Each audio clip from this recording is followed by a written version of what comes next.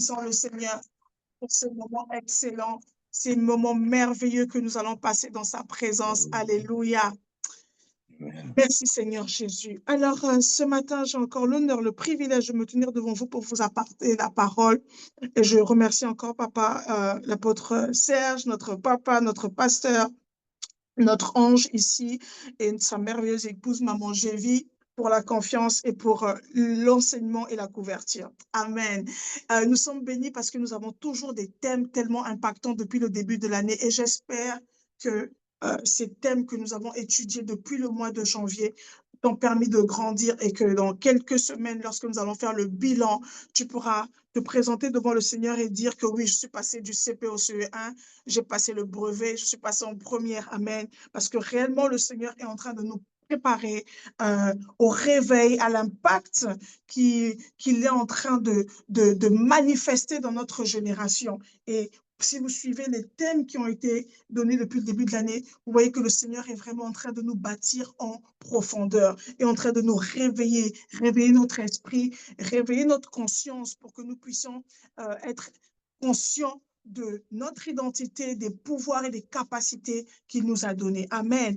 Et le thème que nous avons actuellement, c'est né pour vaincre. Alléluia. Là où tu es, j'aimerais que tu puisses dire, je suis né pour vaincre. Alléluia. Je Tu puisses suis dire, né je suis pour né pour vaincre. vaincre. Je suis né Déclare pour cette vaincre. parole avec foi. Déclare cette Je parole suis né pour avec, vaincre au avec nom de Jésus. assurance. Déclare Amen. cette parole avec certitude. Déclare cette parole avec intentionnalité. Je suis né pour vaincre. Alléluia. Alors, cette parole est bâtie sur le verset que nous avons dans Jérémie 1, à partir du verset 5 à 10. Alléluia. Et nous allons lire notre texte, Jérémie 1, verset 5 à 10. Je lis dans le merveilleux de Jésus. Je commence à partir du verset 4. La parole d'Éternel me fut adressée en ces mots. Avant que je t'eusse formé dans le ventre de ta mère, je te connaissais. Et avant que je t'eusse sorti de son sein, je t'avais consacré. Je t'avais établi prophète des nations. Je répondis, ah Seigneur, Éternel, voici, je ne sais point parler, car je suis un enfant. L'Éternel me dit, ne dis pas, je suis un enfant, car tu iras vers tous ceux auprès de qui je t'enverrai, et tu diras tout ce que je t'ordonnerai. Ne les crains point, car je suis avec toi pour te délivrer, dit l'Éternel. Puis l'Éternel étendit sa main et toucha ma bouche. Et l'Éternel me dit, voici, je mets mes paroles dans ta bouche. Regarde, je t'établis aujourd'hui sur les nations et sur les royaumes pour que tu arraches et que tu abattes, pour que tu ruines et que tu détruises, pour que tu bâtisses et que tu plantes. Alléluia. Gloire à Dieu. Nous bénissons la parole de l'Éternel. Amen. Alors, ce matin, nous allons persévérer encore dans notre thème, né pour vaincre. Et j'aimerais que, et pendant que j'étais en train de préparer ces temps de prière, cet enseignement, je me suis tournée vers le Seigneur et le Seigneur m'a dit juste que j'allais rester sur ce verset. Amen. Et que nous allons encore l'étudier ensemble. Amen. Et alors que j'étais en train de faire ce travail, j'étais vraiment bénie. J'étais vraiment bénie et je disais au Seigneur, ah, merci Jésus, merci Jésus. Alléluia. Alors, le verset 5, il dit, je vais prendre la version parole de vie. Tout à l'heure, j'ai lu la version du Sommeur. Je vais lire la version parole de vie. Non, j'étais sur 8 secondes. Je vais prendre la parole de vie. Ma parole de vie. Elle est là. Voilà. Avant de te former dans le ventre de ta mère, je te connaissais. Amen. Avant que je te forme dans le ventre de ta mère, je te connaissais. Mais quand j'ai commencé par là, le Seigneur me dit former. Alléluia. Dieu nous a formés. Et il y a quelque temps, ma fille était en train de me donner un cours de sciences de SVT, hein, c'est ça. Et elle m'expliquait comment une cellule, le fœtus, se divisait en plusieurs cellules jusqu'à devenir le fœtus. Alléluia. Au départ, c'est juste une masse, une seule cellule qu'il se... Et elle m'expliquait ça. Et moi, je faisais comme si je comprenais, mais je ne comprenais pas vraiment parce que ce n'est pas trop mon domaine. Mais elle aime les sciences. Mais elle m'expliquait. Elle disait, maman, tu te rends compte que j'ai 50% de toi. Je suis construite par 50% de toi. J'ai tes cellules dans mon corps. Et elle m'expliquait ça avec tellement de passion. Et le Seigneur, il dit, avant que tu sois dans le ventre, avant que je t'ai formé dans le ventre de ta mère, alléluia. J'aimerais que, premièrement, nous puissions être conscientes que nous avons été formés par Dieu. Vous savez, souvent, nous banalisons ce corps. Nous méprisons notre corps. Nous sommes tellement concentrés par notre âme. Nous sommes tellement concentrés par notre esprit que nous négligeons ce corps. Alléluia. Mais la Bible dit dans Hébreux 10 au verset 5, tu m'as formé un corps. Alléluia. Est-ce qu'on peut lire ça rapidement? Je vais donner les versets. Hébreux 10, verset 5 et le psaume 139 au verset 14. Hébreux 10 au verset 5 et le psaume 139 au verset 14. Comme ça, on va aller vite parce qu'on aura des versets à lire ce matin. Alléluia. Tu m'as formé un corps. Bien aimé, la première des choses pour comprendre que si nous sommes nés pour vaincre, nous sommes nés pour vaincre avec un outil. Et cet outil, c'est notre corps. Alléluia. Ne méprise pas ton corps, ne maltraite pas ton corps, ne fatigue pas ton corps, n'épuise pas ton corps. Parce que c'est le véhicule, c'est l'instrument que Dieu va utiliser pour que tu puisses vaincre sur la terre des hommes. Alléluia. Hébreux 10 au verset 5. Je lis dans le nom de Jésus. C'est pourquoi au moment où le Christ va rentrer dans le monde, il a dit à Dieu, tu n'as pas voulu de sacrifice ni d'offrande, mais tu m'as formé un corps. Alléluia. Tu n'as pas voulu de sacrifice ni d'offrande, mais tu m'as formé un corps. Pourquoi? Parce que c'est ce corps que Dieu veut qu'il puisse manifester pleinement la divinité et la puissance de Christ. Alléluia. C'est dans ce corps qui est son temple que le Seigneur veut réaliser des signes, des miracles et des prodiges. C'est dans ce corps charnel qui est poussière, fragile. C'est dans ce corps fragile que la puissance de Dieu demeure. Alléluia. Et Amen. elle dit, tu n'as pas voulu. Non, Dieu n'a pas voulu. Il n'a pas voulu que ce soit des offrandes. Il n'a pas voulu des sacrifices. Il a dit, non, je vais vous donner un corps. Et avec ce corps, vous allez m'adorer. Et avec ce corps, vous allez offrir ce corps en sacrifice pour moi. Alléluia. J'aimerais que tu puisses dire à Dieu ce matin, merci pour mon corps, Seigneur. Merci pour ce corps. Merci pour ce corps qui est ton temple, qui est un instrument dans tes mains pour porter ta cabode, pour porter ta puissance. Ce corps que tu veux que je t'offre en offrande et en sacrifice. Alléluia. Il n'a Amen. pas voulu. Jésus a dit, tu n'as pas voulu d'offrande, tu n'as pas voulu de sacrifice, mais tu m'as donné un corps. Bien-aimé, tu as besoin de ton corps. Alléluia. Tu as besoin de ce corps. L'apôtre Paul a dit, je traite durement mon corps. Oui, parce que quand tu veux bâtir l'homme spirituel, les désirs de la chair sont contraires à ceux de l'esprit. Tu auras peut-être envie de manger, de faire certaines choses, mais l'esprit a besoin de calme, l'esprit a besoin de silence. Dans ce moment-là, tu tires ton corps, tu le gardes en bride pour qu'il puisse s'aligner à l'esprit. Mais en même temps, ce corps, quand il est fatigué, quand il a couru pendant une semaine, il a besoin de dormir. Tu dois dormir. Ce corps doit manger d'une manière équilibrée pour être en bonne santé, pour ne pas développer des maladies. Alléluia. Dieu a besoin de ton corps et c'est pour ça qu'il t'a donné un corps. Alléluia. Est-ce que c'est pas merveilleux cette parole? Psaume 39 au verset 14. Nous sommes dans je t'ai formé. Alléluia. Nous sommes dans la formation. Dieu nous a formés. Il nous a donné un corps. Psaume 139. Psaume 139 au verset. Psaume 139 au verset 14. C'est David, le roi David,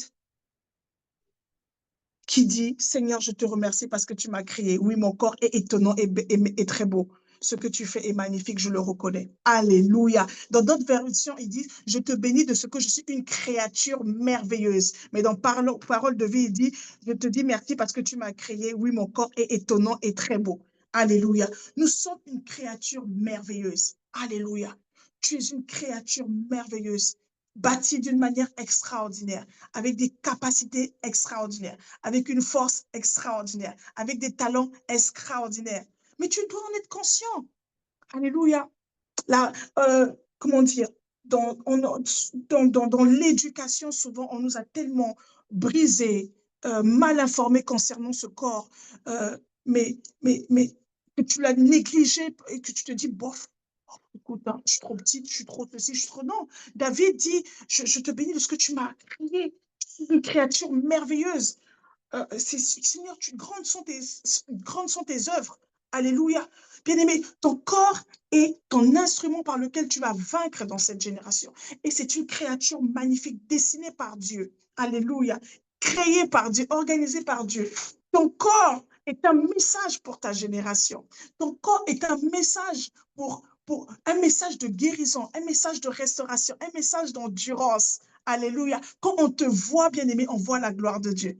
Et j'aime beaucoup cette chanson où on dit, oui, je t'aime de l'amour du Seigneur, oui, je t'aime car je vois en toi la gloire de mon roi, oui, je t'aime de la vie du Seigneur. Alléluia. Quand vous rencontrez certaines personnes, vous voyez Dieu, vous sentez l'amour, vous sentez la grâce, vous voyez la beauté, vous voyez les différences, vous voyez les mystères de Dieu.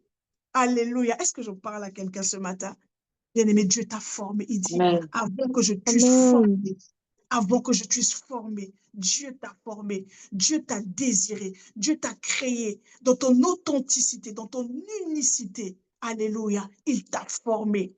Et tu es une créature merveilleuse. Là où tu es, j'aimerais que tu puisses dire, je suis une créature merveilleuse. J'ai été dessinée, créée par Dieu. Mon corps est un instrument pour vaincre. Mon corps est une arme dans les mains du Seigneur. Alléluia. Et j'en suis Amen. conscient. Alléluia. David a dit, je te bénis de ce que je suis une créature si merveilleuse. Ne laisse pas les mensonges du diable te dire que tu as une infirmité, bien-aimée. Alléluia. Quelle que soit l'infirmité, la déformation, l'incapacité que tu as, c'est pour la gloire de Dieu. Bartimée, fils de Timée, était malade, était aveugle de naissance. Et les apôtres ont dit au Seigneur, ah, qui a péché celui, son père, sa mère? Jésus a dit, non, non, personne n'a péché, mais c'est pour que la gloire du Seigneur soit manifestée. Alléluia. Alors, quelles que soient les infirmités que tu as, c'est pour la gloire de Dieu. Quelle que soit la difficulté que tu es en train de traverser, dans ton corps, dans ta chair, c'est pour que Dieu puisse te guérir, te restaurer, prouver quelque chose au monde. Alléluia. Parce que c'est lui qui t'a formé. Alléluia. Il dit, avant que je t'eusse formé, je t'ai connu. Alléluia, je te connaissais. Nous sommes à je te connaissais. Bien-aimé, je te connaissais. Quand je suis arrivée là, j'ai dit, Kamana so kete yaba. Bien-aimé, je te connaissais. Ça veut dire que dans l'esprit de Dieu, tu existais déjà. Alléluia. Lorsque Abraham regardait le ciel avec toutes ces étoiles, toi et moi, nous étions déjà là. Alléluia. Nous avions déjà une relation avec le Seigneur. Te connaissez, ça veut dire qu'il y a une relation, il y a une intimité avec le Seigneur. Amen. C'est difficile parce que je lis plusieurs versets en même temps. J'ai envie de repartir dans le Jérémie. Jérémie 1, verset 5. Il dit, je te connais. Avant que je puisse former, je te connais. Donc là où tu es, toi, tu te dis peut-être que je ne connais pas Dieu, mais ton esprit connaît Dieu. Alléluia. Ton esprit était dans la présence de Dieu. Ton esprit était dans la gloire de Dieu. Dieu te connaissait. Il avait déjà un agenda, un programme pour ta vie. Avant que je t'eusse formé, je te connaissais. Connaître une personne, ça veut dire qu'il y a une relation, il y a une intimité. Et nous allons lire Ecclésiaste 3 à partir du verset 11. Ecclésiaste 3. Ecclésiaste 3.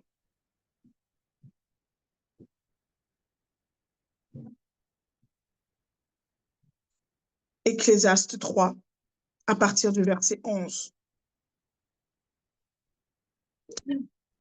Oui, c'est différentes versions. Il dit qu'il a placé en homme, dans le cœur de l'homme, la pensée de l'éternité, n'est-ce pas? Dieu fait arriver toutes choses au bon moment. Il a donné aussi aux humains le désir de connaître à la fois le passé et l'avenir. Pourtant, ils ne peuvent pas connaître l'ensemble de ce que Dieu a accompli. Ça, c'est parole de vie. Je préfère 8 secondes pour ce verset. Alors, on va lire 8 secondes. Il a dit, il fait toutes choses bonnes en son temps. Même il a mis dans leur cœur la pensée de l'éternité. Alléluia. Il fait toutes choses bonnes en son temps. Même il a mis dans leur cœur la pensée de l'éternité. Bien que l'homme ne puisse pas saisir l'œuvre de Dieu, l'œuvre que Dieu fait du commencement jusqu'à la fin. Alléluia. On ne saisit rien. Mais il a placé dans nos cœurs la pensée de l'éternité. Quelque chose en nous dit qu'il y a plus. Il y a plus que ce corps. Il y a plus que ce que je vois. Il y a quelque chose. Alléluia. Il te connaissait. Alléluia. Son esprit avait soufflé en toi. Il a mis dans ton cœur cette pensée de l'éternité. Et la Bible dit quoi? Et Cléla dit quoi? Il fait toutes choses bonnes en son temps. Et à un moment donné, dans ta marche avec le Seigneur, ce besoin-là a commencé à bouillir. Ces questions-là ont commencé à se mettre en place dans ta tête. Le bon moment. Alléluia. Le bon moment, lorsque tu as rencontré le Seigneur, le bon moment, lorsque tu as passé des difficultés. Chacun d'entre nous ici ce matin, si nous demandez comment nous avons rencontré le Seigneur, les histoires sont complètement différentes. D'autres vont vous dire c'est dans la maladie. D'autres vont vous dire que je suis née dans une famille chrétienne, mais personnellement, j'ai rencontré le Seigneur à un moment donné dans ma adolescence. D'autres vont vous dire que c'est parce que j'avais des difficultés dans mon mariage que je suis partie prier, que c'est là que j'ai rencontré. Donc le Seigneur crée des opportunités, mais le bon moment. Mais il a placé dans le cœur de l'homme la pensée de l'éternité. Pourquoi? Parce qu'il nous connaissait, parce qu'il nous avait formés, parce qu'il a pour nous des projets de paix et de bonheur. Donc la personne qui a des projets pour toi, qui t'a formé, préparé, il a placé dans ton cœur le désir de le connaître et de le chercher à un moment donné de ta vie. Alléluia. Il crée des situations, il crée des opportunités pour qu'à un moment de ta vie, tu dis, ah, je cherche quelqu'un, je cherche une relation, je cherche quelque chose, quelqu'un que je connais, quelque chose qui me manque. Alléluia. Parce que lorsque tu as basculé dans le monde physique, lorsque tu es rentré dans le monde charnel, émotionnel, physique, tangible, ton esprit, alléluia, c'est éteint. Alléluia. C'est éteint parce qu'il doit grandir avec la révélation et avec la connaissance.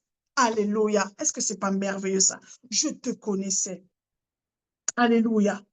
Il fait toutes choses bonnes dans son temps et il a placé dans le cœur de l'homme la pensée de l'éternité. Nous sommes toujours dans le « je suis né pour vaincre », alléluia. Mais nous devons comprendre que dans notre marche pour vivre dans cette nature de vainqueur, cette nature victorieuse, nous devons comprendre que Dieu nous connaissait et que nous devons avoir retrouvé cette relation, alléluia, d'échange, d'intimité, de partage avec notre Créateur. Parce que c'est lui qui fait de nous des instruments pour vaincre. Alléluia. Genèse 3 au verset 9, il dit à Abraham, où es-tu? Amen. Dans Genèse 3 au verset 9, il dit à Abraham, où es-tu? Et on voit dans la Bible le Seigneur poser ces questions-là à Agar, l'épouse, la servante de Sarah, qui s'est enfouie. Il dit à Agar, où vas-tu? Tu es où? Tu fais quoi? Tu vas où? D'où viens-tu? Voilà, Agar, il dit, d'où viens-tu et où vas-tu? Alléluia. Dans le jardin d'Éden, il dit à l'homme, où es-tu? Je ne peux plus te voir. Parce que l'homme avait péché. Adam avait péché. Donc, ils avaient une connaissance, ils avaient une relation. Je te connaissais. Bien-aimé, j'aimerais que tu puisses dire, ferme les yeux, mets les mains sur ta tête, Dieu me connaît. Dieu me connaît. Dieu me connaît. Dieu me connaît. Il me connaît parfaitement. Il connaît les projets de ma vie. Il connaît quand je me couche et quand je me lève. Il connaît quand je pleure. Il connaît mes craintes. Il connaît mon ADN. Il connaît l'histoire générationnelle de ma famille. Il m'a formé. Il me connaît. Alléluia. Il dit, je vous ai aimé le premier. C'est moi qui vous ai aimé. C'est normal, c'est lui qui nous a formés. Et donc, c'est maintenant à nous de pouvoir le chercher à le connaître. Lui, il nous connaît, mais est-ce que nous le connaissons? C'est là que Paul dit, mon but est de le connaître. Alléluia. Mon but est de le connaître. Parce que quand tu le connais, tu te connais. Quand tu le connais, tu peux connaître qui tu es. Tu peux impacter, tu peux être conscient. Tu peux vraiment être aligné à son programme pour toi. Mais si tu ne le connais pas, et les crises identitaires que nous avons aujourd'hui dans les générations, c'est parce que les gens ne se connaissent pas. L'identité a été brisée. Beaucoup de personnes naissent sans savoir qui est leur père, qui est leur mère. Tu es là sur cette terre, tu dis, mais je viens d'où? Quelle est mon histoire? C'est comme ça que Dieu a créé l'être humain. L'être humain est créé pour être tracé. L'être humain est créé pour raconter une histoire, pour accomplir un programme. L'être humain a besoin de savoir d'où je viens, qui je suis, quelle est mon histoire. Et vous voyez des vies bousillées, des vies brisées, parce qu'ils ne savent pas qui ils sont, d'où ils viennent. Et Dieu, dans cette connaissance, dans cette relation qu'il avait avec, Adam dans le jardin d'Éden, où la Bible dit que tous les soirs, le Seigneur descendait, il parlait dans sa présence, il parlait à Adam et Ève tous les soirs. Il venait parler avec eux. Et un jour, il est arrivé, ils avaient disparu de sa présence à cause du péché. Où es-tu? Et Adam a répondu, j'ai entendu ta voix, je me suis caché. Alléluia. Je me suis caché. J'ai entendu ta voix, je me suis caché. Le péché nous fait sortir de la présence de Dieu. Le péché brise notre connaissance, notre relation avec le Seigneur. La désobéissance. Péché, si c'est trop fort pour toi, péché dit désobéissance. La désobéissance, le non-alignement. Quand tu n'es pas aligné à la volonté de Dieu, tu te détaches, tu sors de cette relation, tu sors de cette amitié. Alléluia. Tu sors. Adam a dit, j'ai entendu ta voix, j'ai eu peur et je me suis caché. Pourquoi? Parce qu'il savait qu'il avait fait quelque chose qu'il ne devait pas faire. Bien, mais chaque fois que Dieu nous pose des questions, alléluia, c'est parce qu'il veut nous emmener à la repentance. Écris ça. Chaque fois que Dieu me pose une question, c'est peut-être parce qu'il veut m'emmener à la repentance. C'est peut-être parce qu'il veut m'emmener à la transformation. C'est peut-être parce qu'il veut m'emmener à la prise de conscience. Parce que Dieu sait tout. Il voit tout. Il sait tout. Comment il peut dire à Adam où tu es? Comment il dit à Agar, d'où viens-tu, où vas-tu? Mais attends, Seigneur, comment il peut dire à Caïn, où est ton frère? Il était là, il a vu. Mais quand Dieu nous pose des questions, quand ces questions sont posées dans notre cœur, qu'est-ce qui ne va pas avec ma vie? Pourquoi je suis malade? Pourquoi je divorce? Pourquoi je n'arrive pas à faire telle chose? Pourquoi dans ma famille ça ne marche pas? Chaque fois que tu te poses des questions, bien-aimé, sache que c'est l'Éternel qui veut te conduire. Il veut te conduire, il veut te parler, il veut que tu puisses le connaître. Est-ce que vous êtes avec moi ce matin? Et donc le Seigneur a dit à Abraham, à Adam, où es-tu? Il a dit, j'ai fui. J'ai entendu ta voix, je me suis caché. Le péché. Il a dit à Agar, d'où viens-tu? Où vas-tu? Parce que Agar, ta place est chez ton maître. Agar, ta place est sous la couverture de Sarah et de Abraham. D'où viens-tu? Où tu peux aller? Tu n'as pas de direction. Tu ne peux pas aller quelque part si on ne te montre pas où tu vas aller. Ta vie ne t'appartient pas. Tu peux te réveiller un matin et puis tu sors. Où tu vas? Qui t'a dit d'aller là-bas? Les questions que Dieu a posées à Agar. D'où viens-tu? Où vas-tu? Parce que ta couverture, c'est chez ton maître. Et où tu vas? Qui t'a dit d'aller quelque part? La rébellion t'a poussé dehors. La rébellion t'a fait sortir de la couverture, de la gloire, de la protection. Où vas-tu? Mais ces questions, nous les entendons dans notre cœur. Mais chaque fois, comme je disais, que le Seigneur nous pose ces questions, c'est parce qu'il veut nous conduire à la repentance. Quand il a dit à Caïn, où est ton frère?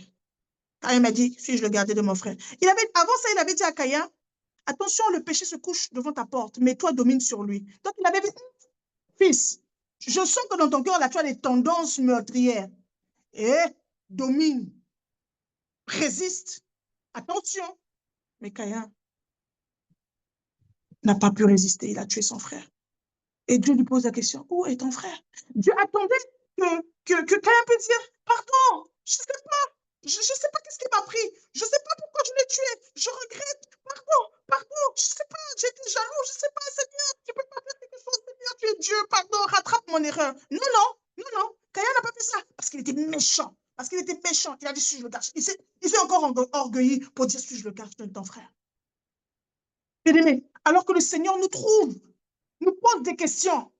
Est-ce que tu es sorti de mon obéissance? Est-ce que tu es là où je t'avais placé? Est-ce que tu es aligné à ma volonté? Bien-aimé, ne répondons pas avec l'orgueil, mais ayons l'humilité de dire, Seigneur, je reconnais, j'ai fait, j'ai failli, j'ai fait, miséricorde, pardon.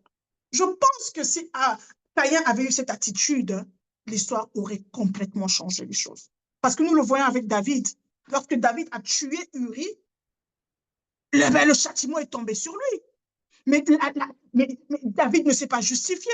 David n'a pas dit, ben, écoute, tu voulais que je fasse quoi? Eh ben, écoute, j'avais déjà enceinté sa femme, eh ben, je devais faire quelque chose. David ne s'est pas justifié. Il a dit, je suis dans le péché, je suis pécheresse, aie pitié de moi, miséricorde, je reconnais, il a, tu as dit, ah, toi là, vraiment, quand j'ai envie de te fracasser, mais tu sais toujours comment te comporter, toi. Et il a redressé David. Il a pardonné David. Alléluia. Dieu te connaît. Nous sommes à connaître. Alléluia. Je sais qu'on n'aura pas, on ne pourra pas tout finir. Amen. Mais je vais voir avec papa. Il me donnera encore un petit temps pour que je puisse terminer comment le Seigneur m'a parlé sur ce message. Je te Amen. connaissais, bien-aimé. Bien-aimé, Dieu te connaît. Et il a mis dans ton cœur ce désir aussi de le connaître. Alléluia. Vous pourrez lire de votre côté Genèse 4 au verset 9. Genèse 16 au verset 8 et Genèse 18 au verset 9. Ce sont les différentes questions que Dieu a posées aux hommes. Alléluia, à Agar, à Caïn. Alléluia. Donc il dit, avant que je t'ai formé, je te connaissais, je t'avais consacré. Alléluia. Nous sommes au niveau de la consécration. Alléluia. Bien-aimé, né pour vaincre, dit que c'est un processus. Dit né pour vaincre, c'est une révélation. Né pour vaincre, c'est une attitude. Né pour vaincre, c'est un caractère. Né pour vaincre, c'est un langage. Alléluia. C'est pour ça que nous allons étudier ce thème.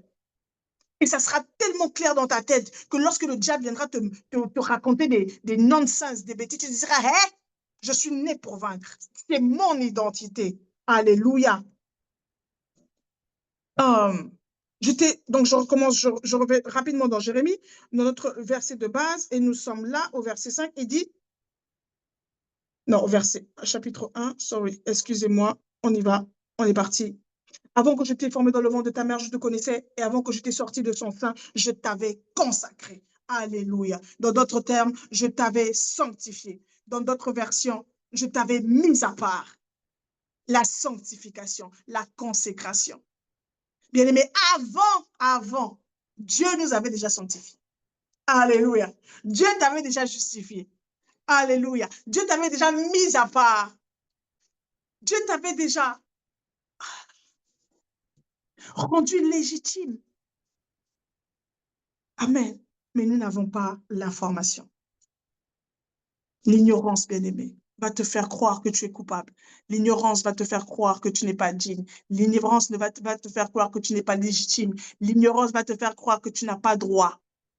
Mais il a dit à Jérémie, mon petit, avant même que je t'avais formé, je te connaissais déjà de un, toi et moi, on se connaît. Et puis de deux, je t'avais déjà consacré. Donc, je t'avais déjà donné un but, une orientation pour ta vie. Là où tu es, là, bien-aimé, dans ton cœur, lorsque tu fermes les yeux, tu te concentres, tu sais que tu as un but clair dans ta tête. Depuis que tu es enfant, tu sais que tu as des battements de cœur. Alléluia. Dieu t'a consacré pour un but. Dieu t'a mis à part pour un but. Dieu t'a rendu disponible. Alléluia. Romains 5 au verset 8. Mais Dieu prouve son amour pour nous. Lorsque nous étions encore pécheurs, Christ est mort pour nous. Dieu nous a déjà sanctifiés. Même quand tu étais dans le péché, Christ était déjà mort pour toi. Mais toi et moi, nous n'avions pas l'information. Est-ce que nous pouvons être conscients de ça, de cette justification, de cette sanctification? Galates 2 au verset 20. Apocalypse 5 au verset 3. Il dit, ne pleure pas, car l'agneau de Dieu, immolé, est mort pour nous. Il est capable d'ouvrir le livre. Il est capable d'accomplir les prophéties. Donc Dieu savait que toi et moi, de par notre nature charnelle, de par notre nature humaine, nous allons naître avec des défaillances. Nous allons naître avec le péché générationnel. Nous allons naître avec les limitations familiales. Nous allons naître avec la transmission des comas, des cancers, des traumatismes. Vous savez que les esprits suicidaires, c'est de famille. C'est de famille. Alléluia. Ça se transmet. Les gens qui ont des problèmes psychologiques, psychiatriques, il y a des traces dans leur famille. Quand tu as un cancer de sein chez les femmes, on demande est-ce que ta mère a eu un cancer? Ça se transmet dans l'ADN. Donc, le Seigneur, conscient de ça, il dit, bon, ces gens-là vont naître déjà avec pas mal de lourdes conséquences. Ils vont naître déjà avec pas mal de bagages. Toi, tu arrives sur Terre, tu es un petit bébé, tu penses que tu es clean, mais tu nais avec des dépôts. Des matins, tu te réveilles, tu as envie de mourir. Mais qu'est-ce qui se passe? Parce qu'en toi, il y a la semence de la dépression, du découragement, du rejet. Je me rappelle que à l'époque, j'étais née de nouveau, enfant de Dieu, fille de pasteur, mais j'avais la conscience de l'impudicité. Et pourtant, je ne pratiquais pas du tout. Mais je pouvais expliquer ce que les gens pouvaient ressentir. J'expliquais à ma mère que maman, on peut aimer une personne et la tromper. C'est pas pareil, aimer une personne et désirer une personne. Comment une enfant de 8 ans, 9 ans peut expliquer ce genre de choses? C'était dans mon ADN. Alléluia. Cette légèreté, cette façon de voir les choses, c'est impliqué en nous. Et le Seigneur a dit, ah, ces gens-là vont naître avec des différences, avec des transmissions génétiques. Comment vous pouvez expliquer qu'il y a des gens, naturellement, ils se réveillent, ils ont la capacité de faire certaines choses, mais que quand vous regardez leur lignée, le père était avocat, l'enfant devient avocat. Le père était mathématicien, l'enfant devient mathématicien. C'est transmis, c'est prouvé scientifiquement. Je ne vous apprends rien sur cette question-là. Et donc, le Seigneur, pour corriger ces choses, il a dit, avant que tu puisses naître, j'avais déjà envoyé Jésus pour mourir pour toi, pour te sanctifier, pour te réparer, pour t'aligner, pour te dire que cette nature-là n'est pas la tienne. Moi, je t'ai donné la nature de Christ. Moi, je t'ai donné la royauté, la sainteté, la sanctification, le projet. Je t'ai donné la gloire. Alléluia. Il nous a sanctifiés. Il nous a consacrés. Est-ce que tu peux mettre « Je suis sanctifié ». Je suis consacré. Je suis mis à part. Alléluia. Ça change tout, hein? Ah oui, ça change tout, hein? Tu peux marcher la tête haute, hein? Tu es justifié. Il a effacé l'acte dans les ordonnances qui nous condamnaient. Hey! Oui, dans ma famille, il y avait des meurtres, mais moi, il m'a sanctifié, il m'a justifié. Oui, dans ma famille, il y avait un esprit de méchanceté, il m'a purifié, il m'a sanctifié. Il a effacé tous ces camps. Il m'a lavé par son sang. Son sang est venu effacer le sang que j'avais dans mon corps. Ah, effacer l'écriture qu'il y avait dans mon ADN. Alléluia. Quand vous commencez à étudier l'ADN, ça fait peur, hein? Vous dites, mais c'est quoi ce truc? Lina me disait, ma fille me dit, maman, c'est un code. L'ADN, c'est un code. Il y a des codes dedans, les codes génétiques. Il y a plein de choses, il y a tout, maman. Et elle me dit, mais maman, pourquoi tu ne m'as pas donné tel code pour la taille? Elle est un peu plus petite que moi et ça la révolte. Elle dit, maman, quand je suis ta fille, je suis plus petite que toi. Tu ne peux pas me donner ce gène-là? Alléluia. Il y a des gènes. Nous aussi, par le sang de Jésus, nous avons récupéré ces gènes de puissance, ces gènes de sainteté, ces gènes d'amour, ces gènes de compassion, ces gènes de bonté, ces gènes de douceur, ces gènes de maîtrise de soi. Nous sommes en train de récupérer tous ces gènes, les codes qu'il y a. Quand il dit, oui, vous mangerez ce corps, c'est réellement un corps, c'est vraiment une chair, c'est vraiment mon sang que vous buvez. Alors que je bois le sang de Jésus, je restaure les blessures générationnelles, je restaure, j'efface l'histoire, l'historique qui a été imprimé dans mon corps de libertinage, de paresse, de lourdeur, de dépression. Il nous a sanctifiés, il nous a consacrés, il nous a mis à part, il nous a rendus disponibles. Pourquoi? Pour vaincre. Parce qu'il sait que nous ne pouvons pas vaincre si nous ne sommes pas sanctifiés. Il a dit, le diable ne peut rien, il n'y a rien de lui en moi pour te tenir devant l'adversité, pour changer les choses, bien-aimé. Il faut que tu sois saint. Et qui est saint? Personne. Tous ont péché et sont privés de la grâce de Dieu. Nous nous cachons tous derrière le nom de Jésus. Nous nous cachons tous derrière le sang de Jésus. Nous nous cachons tous derrière Jésus pour dire, Seigneur, vois-nous au travers de ton Fils Jésus. Parce que si tu regardes seulement à nous-mêmes, il a dit, il n'y a personne. Tous ont péché et sont privés de la grâce de Dieu. Alléluia. C'est pas beau ça, c'est pas merveilleux. Il dit, je t'avais avant que je t'eusse formé dans le ventre de ta mère, c'est dans le ventre là qu'on a tout pris, hein, tout de maman et de papa, le lieu d'incubation. Je te connaissais, on a vu comment le Seigneur nous connaît, comment le Seigneur nous pose des questions, comment le Seigneur a une relation avec nous, comment il a mis en nous la pensée de l'éternité pour le rechercher, pour le connaître. Et avant que tu puisses sortir de ton sein, je t'avais consacré. Il nous a sanctifiés. Donc, avant que tu puisses naître, avant que tu puisses sortir dans le ventre, Dieu nous avait déjà sanctifiés. Alléluia. Sanctifié, consacré, mis à part pour un but, pour son volonté.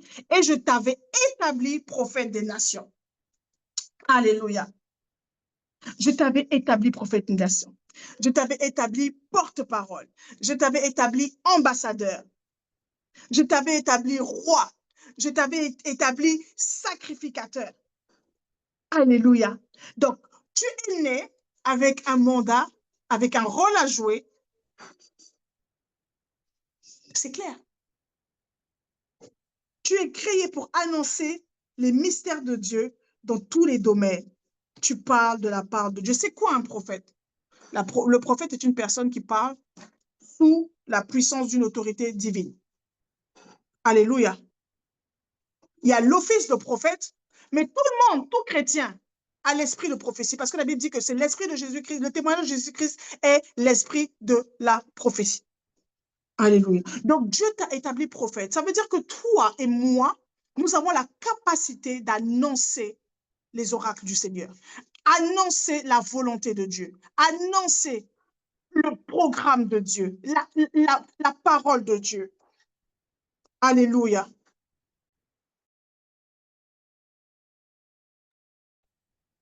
Alléluia. Tu es créé pour annoncer les mystères de Dieu dans tous les domaines. Tu es un porte-parole, tu es un prophète. OK. Tu vas me dire, OK, sœur Jemina, très bien, je suis un prophète. Oui, tu es un prophète. Mais dans le domaine dans lequel Dieu t'a établi, ça veut dire que toi qui es médecin, toi qui es dans les sciences, Dieu est capable de renouveler ton intelligence et que tu puisses parler aux malades. Tu puisses parler. Le Seigneur est capable de te donner l'instruction, des remèdes pour certaines maladies. C'est ça. Tu annonces le mystère de Dieu. Tu prophétises. Tu es dans la finance. Le Seigneur a la capacité de renouveler ton intelligence et que tu annonces la volonté de Dieu comme il veut au niveau des finances, au niveau de la politique. Quel est le plan de Dieu au niveau de la politique? Toi, en tant que prophète, lorsque tu te positionnes en tant que Daniel et que tu travailles avec les rois, tu annonces, tu t'imposes et tu établis le programme de Dieu. Écris, je suis un prophète, je suis né prophète. Est-ce que tu peux dire ça? Je suis prophète, je suis prophétesse. Je suis prophétesse dans ma maison parce que j'annonce la volonté de Dieu dans ma maison. Je suis prophétesse dans ma famille parce que j'annonce les projets de Dieu pour ma famille. Alléluia. Tu es prophétesse dans ton entreprise parce que tu annonces le succès de Dieu dans ton entreprise. Je t'ai établi prophète des nations, porte-parole, ambassadeur, roi, sacrificateur. Tu es créé pour annoncer. Alléluia. Et vous savez qu'en tant que prophète, vous pouvez aussi, par la connaissance de votre pouvoir, vous pouvez déclarer des choses. Alléluia. Et elles arrivent, même si ce n'est pas Dieu qui a voulu ça. Je m'explique. Quand il dit, il accomplit, il réalise les paroles de ses serviteurs. Alléluia. C'est ça, en fait. Toi, tu peux prier pour... il y a des gens qui ne méritent peut-être, qui ne méritaient pas certaines choses, mais quand quelqu'un a prié pour eux, Dieu a exaucé. Je regardais Abraham et Abimelech. Dieu voulait faire du mal à Abimelech parce qu'il voulait prendre Sarai. Et le Seigneur dit, il a rendu toutes les femmes de Abimelech stériles. Et il a dit à Abraham, Abraham va prier pour vous et vous serez guéris. Et c'est parce qu'Abraham a prié pour eux que Dieu les a guéris. Et a rendu toutes les femmes qui étaient stériles fécondes à nouveau. Si Abraham n'avait pas prié pour eux, ils allaient rester comme ça. Et il n'y aurait pas eu de problème non plus. Amen. Donc, vous avez la capacité, nous avons la capacité d'imposer la bénédiction et la vie dans la vie de ceux qui nous entourent, des situations. Nous pouvons parler aux situations, nous pouvons parler au corps, nous pouvons parler aux éléments de la nature. Alléluia. Par notre autorité de prophète. Bien aimé, nous devons être conscients de ça. Ça commence par ça. Tu es né pour vaincre, mais tu dois être conscient de ton autorité. Tu dois être conscient de tes capacités, en fait. Mais si tu n'es pas conscient de certaines choses, mais l'enfant est malade à la maison, tu cours à l'hôpital. Mais non, avant de courir à l'hôpital, au nom puissant de Jésus, je prie, Seigneur Jésus, par tes mains, tous nous sont guéris. Tu pries d'abord pour l'enfant, tu vérifies encore un peu, après tu emmènes à l'hôpital. Parce que peut-être avant d'aller à l'hôpital, tu vas te dire, c'est pas l'hôpital, ça, c'est on gère ça ici. Alléluia, parce que tu es prophète. Et quand tu arrives dans un espace et que tu sens que c'est tendu au travail, tu sens qu'il y a l'atmosphère qui a changé au travail, tu sens le complot, tu sens en tant que prophète de Dieu, parce que tu connais ton autorité en tant que prophète, tu commences à parler en langue, tu commences à prier, dis Seigneur, qu'est-ce qui se passe ici? Mon esprit n'est pas en paix. Révèle-moi, montre-moi. Et le Seigneur commence à te montrer ce qui se passe. Et toi, maintenant, tu commences à prophétiser, à parler en tant que prophète. Dans le nom puissant de Jésus, je rétablis l'ordre ici. Je rétablis. Parce qu'en bas, quand on descend, tu vois le mandat. Tu vois le mandat de Jérémie. Je t'ai établi pour que tu bâtisses, pour que tu renverses, pour que tu... Donc, ça veut dire que dans chaque situation où tu te trouves, où nous nous trouvons dans les différents domaines, pas seulement à l'église, au travail, partout, bien aimé, nous devons prophétiser. Nous devons prophétiser. Prophétiser, c'est quoi? Parler de la part du Seigneur, annoncer la parole de Dieu, les oracles de Dieu, déclarer la parole. Alléluia. Là où tu te trouves, là où tu te trouves, déclare, je suis un prophète de Dieu. Je suis une prophétesse de Dieu. Je suis son porte-parole. Je suis son ambassadeur. Je suis un roi et je suis un sacrificateur. Alléluia.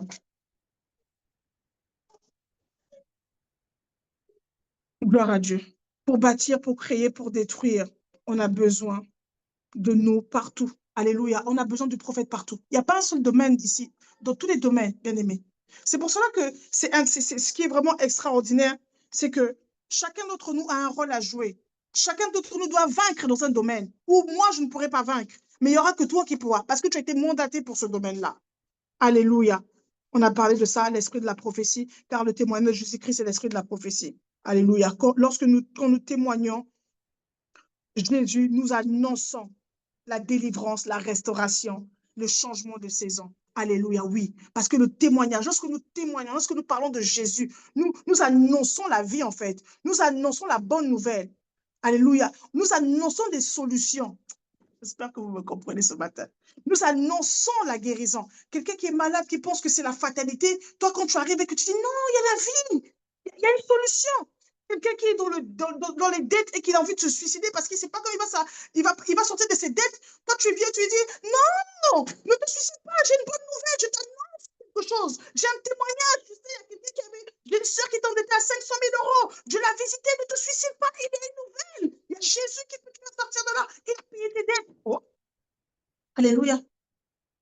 L'esprit de Jésus, l'esprit de la prophétie. Nous sommes des prophètes et nous devons exercer dans les différents domaines où nous nous trouvons, dans les différentes situations où nous nous trouvons. Nous devons parler de la vie. Nous devons parler de Jésus. Parce que parler de Jésus, c'est parler de la vie. Parce que parler de Jésus, c'est parler de la réconciliation. Parler de Jésus, c'est parler de la transformation, de la guérison, de la délivrance. Rapidement. Oh, Saint-Esprit, aide-moi. Je vais terminer ça rapidement. J'ai aimé cette partie-là. Je t'avais établi prophète des nations. Verset 6. Verset 6. Je répondis, ah Seigneur, éternel, voici, je ne sais pas parler, car je suis un enfant. Hey, bien aimé, quand je suis arrivée là, Saint-Esprit, il m'a dit, voilà comment nous parlons, nous. Parce que nous ne sommes pas conscients de notre identité en Christ. On dit, ah Seigneur, je ne peux pas. Alléluia. Qu'est-ce que j'ai mis là? Parce que Jérémie, un enfant, c'est quelqu'un qui vit sous la tutelle d'un adulte ou de ses parents. Alléluia. Il n'est pas indépendant, il dépend. Un enfant dépend de ses parents ou d'autres adultes, c'est la définition. Et on a déterminé l'âge de l'enfance de 0 à 18 ans, ici en France, par exemple. Alléluia. Dans d'autres pays, pour être majeur, c'est 21 ans. Et Jérémie, quand vous faites des recherches, on nous dit que Jérémie avait entre 17 et 20 ans. Donc, Jérémie se disait que je suis encore jeune.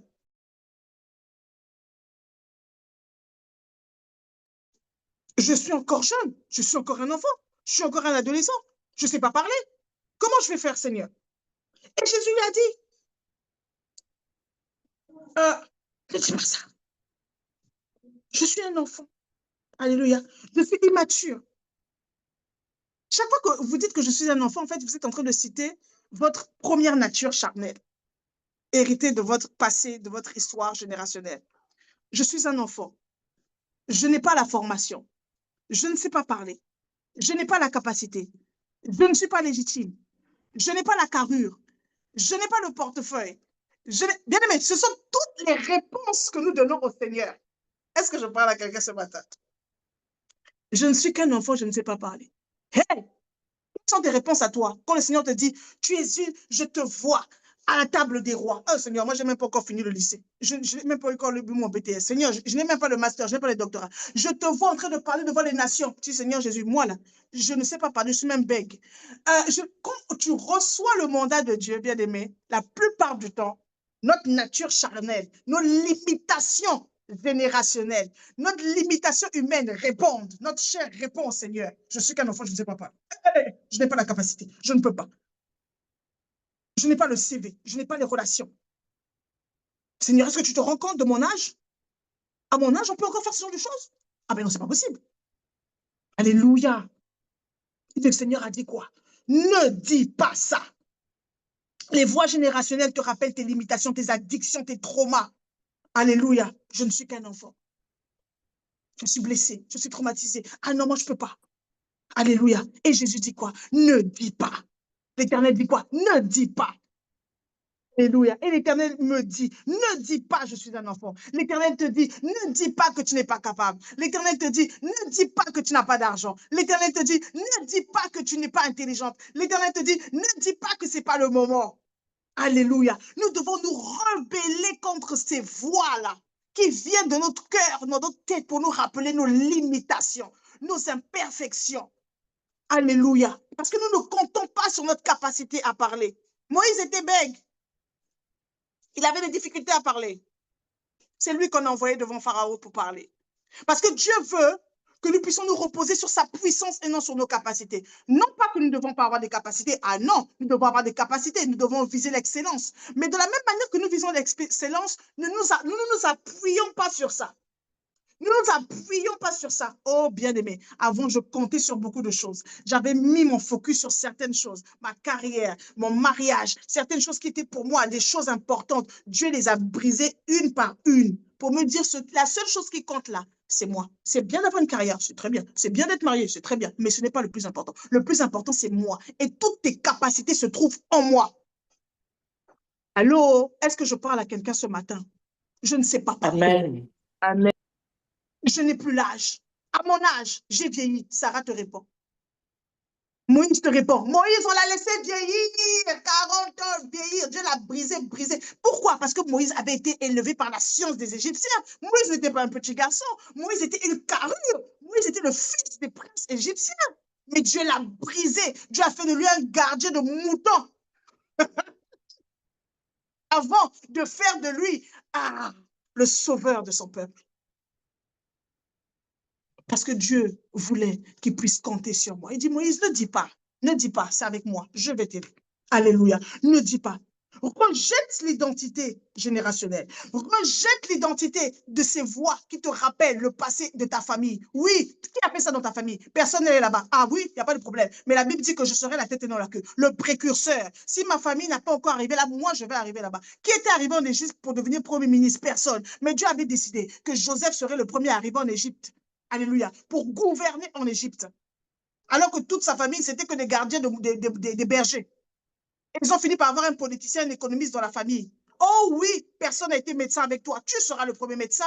Oh oui, personne n'a été prédicateur dans ta famille. Tout le monde a adoré les idoles. Mais toi, tu seras un puissant serviteur de Dieu. Oh oui, tout le monde a eu des enfants hors mariage dans ta famille. Mais toi, tu feras des enfants dans le mariage. Rejette ces voix. Rejette ces voix. Ne confesse pas les limitations. Je ne suis qu'un enfant.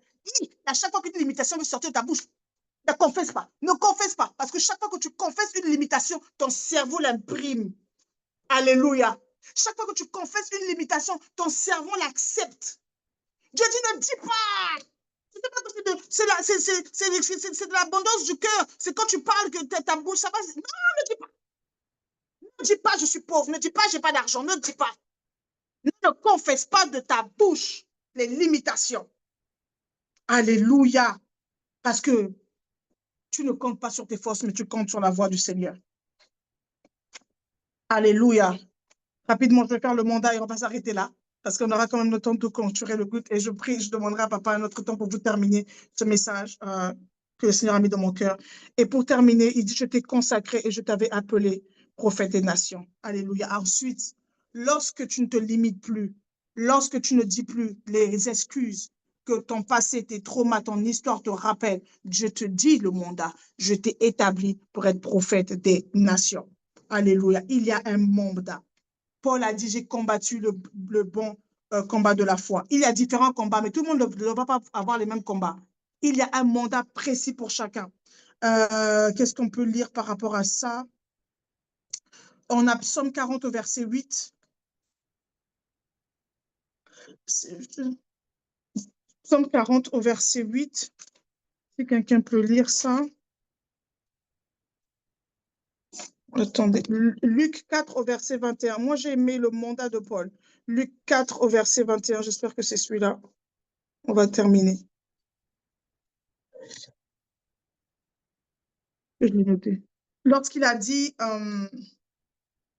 il a dit à Ananias, j'ai choisi Paul pour qu'il soit mon serviteur. Il annoncera ma parole aux grands de ce monde, aux païens, aux personnes importantes. Alléluia. C'est ce verset-là que je cherche. Je le retrouverai, je vais vous donner parce que là, j'ai mis d'autres versets. Voilà, de Timothée, j'ai combattu le bon combat de la foi. Psaume 40. Oui, Psaume 40 aussi, c'est important parce qu'il dit, Psaume 40 au verset 8, il dit, je viens avec le rouleau du livre écrit pour moi. Je veux faire ta volonté, ô mon Dieu. Alléluia. Dans le psaume 40 au verset 8, Ésaïe 61, Luc 14 aussi, je pense, lorsque Jésus se trouve dans le temple et qu'il il lit Ésaïe 61, il dit que cette fois-ci, cette parole s'accomplit maintenant. Amen. Donc, ça veut dire que chacun d'entre nous, nous avons un mandat. Nous avons une mission. À Jérémie, il a dit, je t'établis prophète sur les nations. Donc, bien aimé, là où tu es, tu as un mandat. Tu as une mission. À Paul, il a dit non, attention, Paul, là, je vais l'utiliser. Je sais ce que je vais faire de lui. UL, s'il te plaît, si tu peux me retrouver le verset juste rapidement.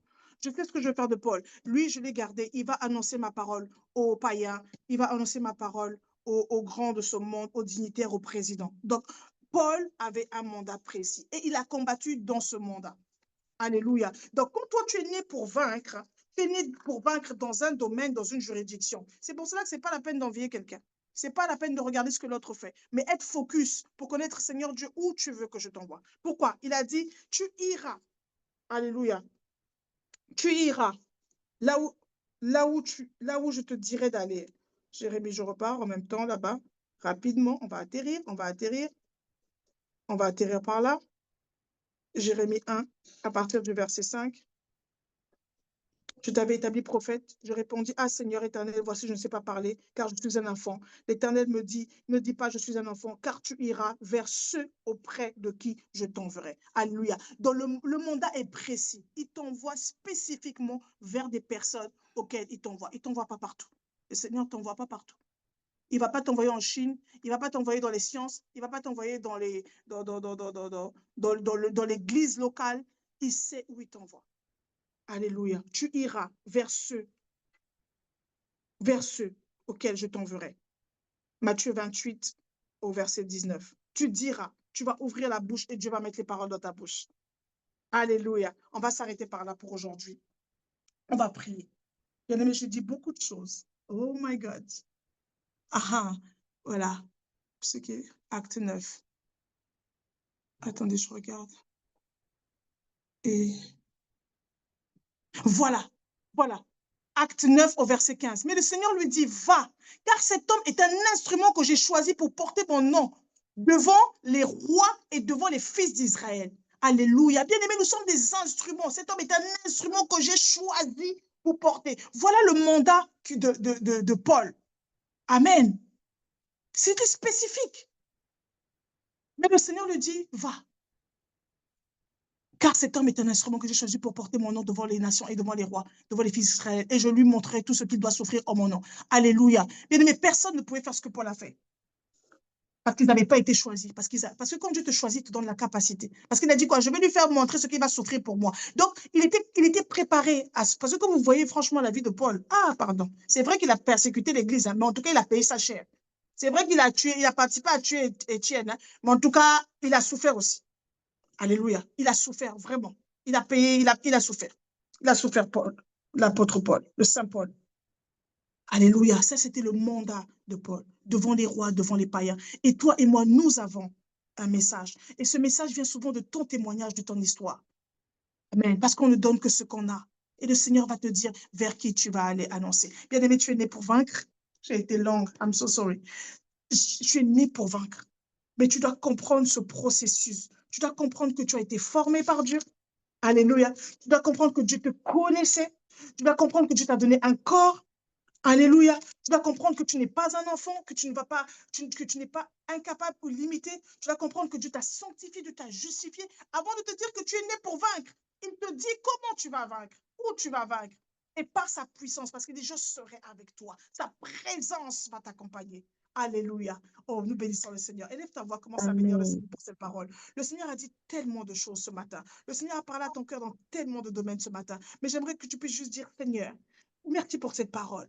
Merci pour cet éveil. Merci parce que tu me montres que tu me connais. Merci parce que tu me montres que tu as un plan parfait pour moi. Merci parce que tu me montres que je ne suis pas, papa, une personne sans but, inefficace, pauvre, malheureuse, mais tu me montres que je suis puissante, que je suis aimée, désirée, fortifiée, que je suis un instrument, une arme dans tes mains, une flèche aiguë. Seigneur, laisse-moi prendre, Saint-Esprit, que cette parole, Seigneur, je puisse s'imprimer dans mon cerveau pour briser toutes les limitations, les forteresses de pensée que j'ai pu enregistrer depuis des années, qui m'attachent, qui veulent me garder dans mon état d'enfant, qui veulent me garder dans la peur, dans la limitation, alors que j'ai la puissance, alors que je suis né pour vaincre, Seigneur. Merci parce que je sais que je puis tout par celui qui me fortifie et que tu me donnes les capacités, Saint-Esprit de Dieu, papa, de vaincre dans les domaines dans lesquels tu m'as établi, dans le mandat dans lequel tu m'as donné, dans les sciences, dans la politique, dans les affaires, dans l'art, dans le ministère, Seigneur Jésus, partout où je me trouve, dans mon rôle d'épouse, d'époux, dans mon rôle de frère et sœur, dans ma nation, Seigneur, dans mon voisinage. Oui, tu dis que tu m'as établi, Seigneur, comme un prophète, comme un ambassadeur, comme un porte-parole,